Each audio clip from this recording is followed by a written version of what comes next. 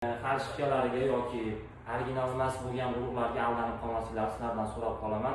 Assalomu alaykum, hurmatli Agropolon kompaniyasi kuzatuvchilari, hurmatli dehqon akalarimiz.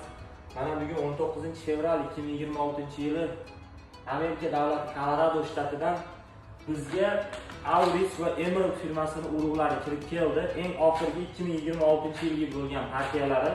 Xudo xolasa urug'larni ko'rishingiz mumkin. Emerald firmasining Outproducer Torg'iz urug'i, mana urug'lari juda ham mayli, juda ham bir chiroyli urug'. Ko'rishingizlar, kimga bu urug'lar va bundan tashqari qolgan urug'lar kerak bo'lsa, bemalol pastdagi nomerlarga murojaat qilishingiz mumkin.